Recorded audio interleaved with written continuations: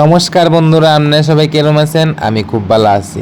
তো আজকে হইল শ্রাবণ মাসের প্রথম সোমবার, বাবা মহাদেবের জন্ম মাস। তার লেগে সকাল সকাল স্নান করে লাইলাম, কইরা বাসন্তী মাছ জ্বালাইতেছি। তো বাসন্তী মাছ জ্বালাইলাম ঠাকুরের। তো ভিডিওটা স্কিপ না করে দেখতে থাকেন, আশা করি খুব ভালো লাগবে। তো এখন আমি ভগবানের আগে স্নান করামো, ভগবানের রাধারানীর স্নান করাইলাম। তো একে একে সবারই এখন স্নান করামো। তো সবাই স্নান করানো হয়ে গেল গা, এখন স্নান করামু বাবা মহাদেবরে। তো প্রথমে ঘি দিয়ে স্নান করাইতেছি।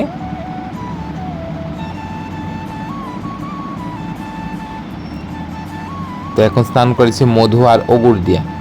তো আমি 3টা সোমবার এরকমভাবে ঘরে যা আছে তা দিয়া করামু, আর শেষ সোমবারে দুধ টুধ দিয়ে স্নান করামু, মানে ঘরে যা আছে তা। বাবা তো জল আর বেল পাতাতেই সন্তুষ্ট।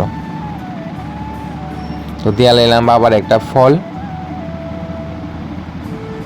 তো বন্ধুরা, আমার ইউটিউব চ্যানেলটারে আপনারা একটু সাবস্ক্রাইব করেন, ফেসবুক পেজটারে একটু ফলো করেন, আর শেয়ার করার মাধ্যমে আমার পাশে থাকেন, তাহলে আমি আরও উৎসাহ পাবো।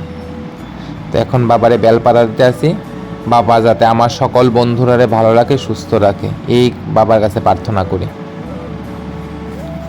তো নীলকণ্ঠ ফুল দিলাম। বন্ধুরা, বাড়িতে আছে দুত্রা ফুল গাছ, কিন্তু এখন তো ফুটতো না, কারণ শিব পূজা। যখন দরকার নাই দেখবা গাছ ভর্তি হয়ে ফুল ফুটো, যখন কোনো দরকার নাই, মানে ফাল্গুন মাসে শিব পূজার দিন ফুটতো না, অন্য সময় ফুটতে বেরিয়ে থাকবো। কই আল্লাহ আপনি গাছের কোথাও শেষ। তো ফুল টুল দিয়ে সব দিয়ে সাজাই লাইলাম,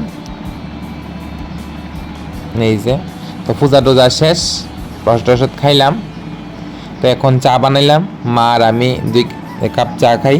তো সবাই খুব ভালো থাকবেন, দেখা হইব নেক্সট ব্লগে।